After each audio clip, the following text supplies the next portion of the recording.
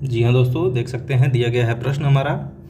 किसी संख्या के 60% का 3/5 बराबर 36 है तो वह संख्या क्या होगी। चलिए देखते हैं, काफ़ी बढ़िया प्रश्न। चलिए ध्यान दीजिए। किसी संख्या के 60% का, ठीक है, का 3/5। चलिए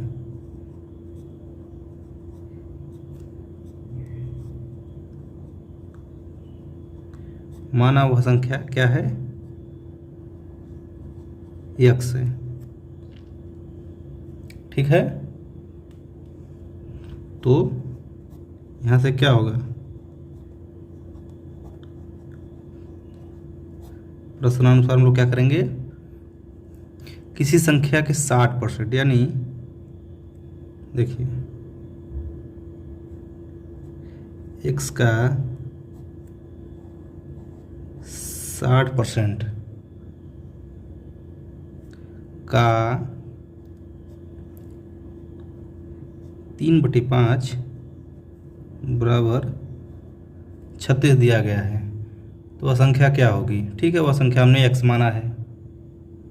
चलिए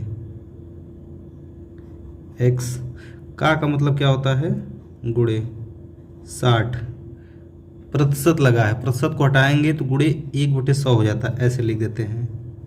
यदि प्रतिशत का चिन्ह हटाना है तो गुणे 1/100 लिख देंगे। पुनः का है, का मतलब है पुनः गुणा 3/5 बराबर 36।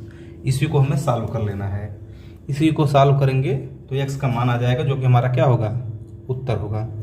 चलिए x गुणे में 60 दिया गया है, बटे में 100। देखिए यह ऊपर है या नीचे है, एक जीरो से एक जीरो हम लोग यहाँ काट सकते हैं, ठीक। चलिए ऐसे हो जाएगा। अब ऊपर अंश में क्या हो जाएगा, x गुणे में 6, एक का कोई मतलब नहीं है, इधर गुणे में 3, नीचे बटे में 10 गुणे 5, 10 गुणे में 5 बराबर में 36। चलिए इसको हम ले जाते हैं, यहाँ से हम लोग सॉल्व करते हैं। आगे देखिए 36 18 देखेंगे तो 18 गुणे x, ऐसे कर लेंगे। इसको हम लोग इधर गुणा कर देंगे, इसके बटे 1 माना जाए, 13 गुणा कर लेंगे हम लोग, ठीक है। इसका गुणा इसमें और इसका गुणा इसमें हो जाएगा। तो ऐसे हम लोग किए तो इधर 36 18 और 1 का कोई मतलब है नहीं, बराबर में 36 गुणे में 10 गुणे 5 50, ठीक है। x बराबर 36 गुणे में 50 बटे में कितना आएगा, 18। यहाँ से हम लोग काटेंगे तो इससे काटते हैं हरे पेन से। 18 एकम 18, 18 दूना 36, यानी x का मान 2 गुणे में 50 यानी 100 x का मान, ठीक है। यही हमें ज्ञात करना था। Okay,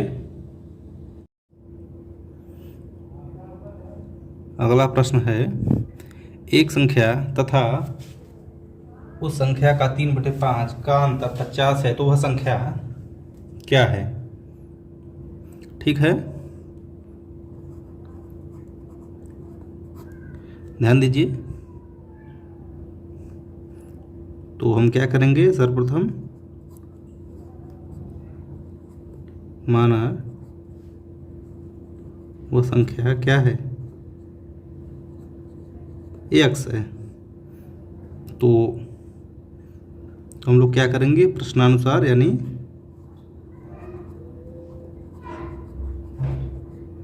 according to the question हम लोग चलेंगे।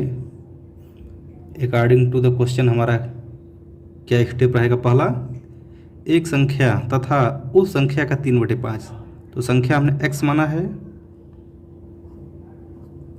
माइनस उस संख्या का 3/5, अंतर है। एक संख्या था उस संख्या का 3/5, यानी x का 3/5। यही तो प्रश्न कर रहा है। एक संख्या तथा उस संख्या का 3/5, उस संख्या का 3/5 का अंतर हो गया, बराबर में कितना आ रहा है? 50। ठीक है। अब देखिए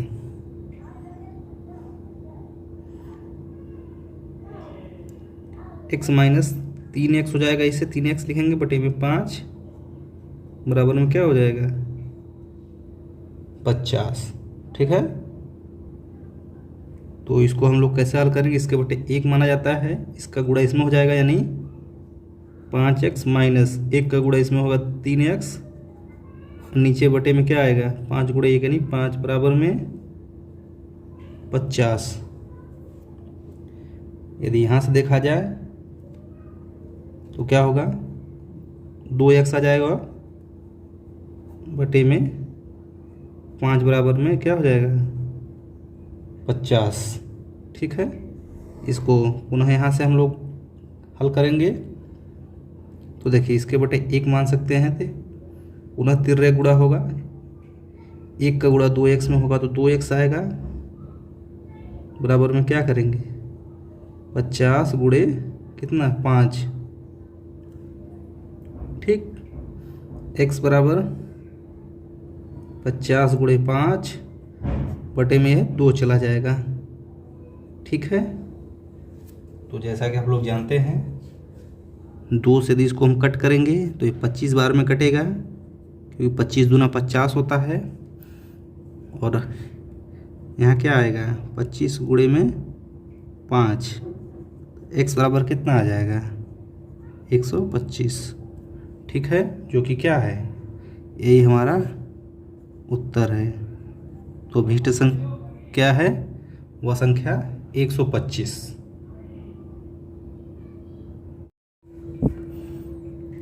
अगला प्रश्न है, दिया गया है 2 क्रमागत प्राकृतिक संख्याओं के वर्गों का योग 61 है, तो वे संख्याएं कौन सी हैं? हमें संख्याएं ज्ञात करना है।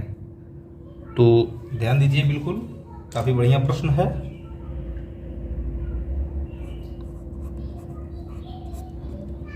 देखिए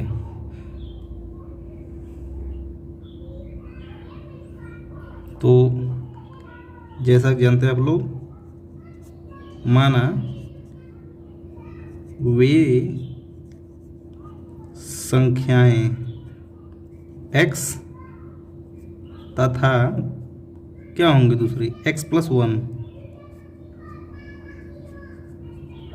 हैं। ठीक है।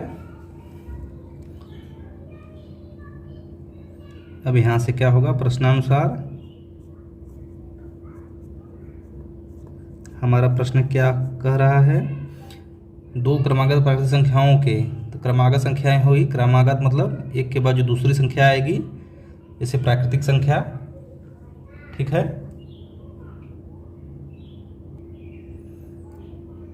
ठीक है। तो ये हो गया। तो प्राकृतिक संख्या, जैसा कि जानते हैं आप लोग, प्राकृतिक संख्या किसे कहते हैं?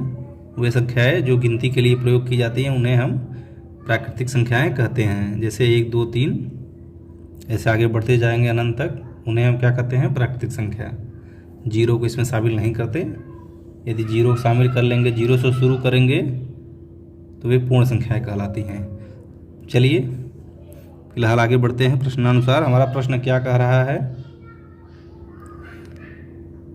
इन दो क्रमागत प्राकृतिक संख्याओं के वर्गों का योग, तो इनका वर्ग करिए। x² प्लस x+1 का होल स्क्वायर बराबर 61। यही तो हमारा प्रश्न कह रहा है। चलिए x² प्लस इसको खोलना है, खोलेंगे तो क्या होगा? a+b का होल स्क्वायर है, तो इसका सूत्र होता है a² प्लस b² यानी 1 का स्क्वायर 1 ही रहेगा, प्लस 2ab यानी 2x बराबर 61। इन दोनों को जुड़ जाएंगे, समान है।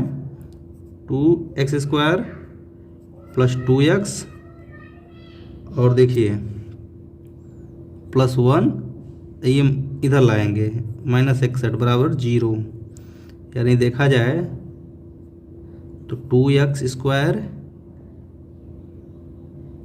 + 2x माइनस क्या हो जाएगा 60। ये +1 है तो इसमें से इसमें जुड़ जाएगा तो एक कम हो जाएगा यहाँ पर बराबर 0।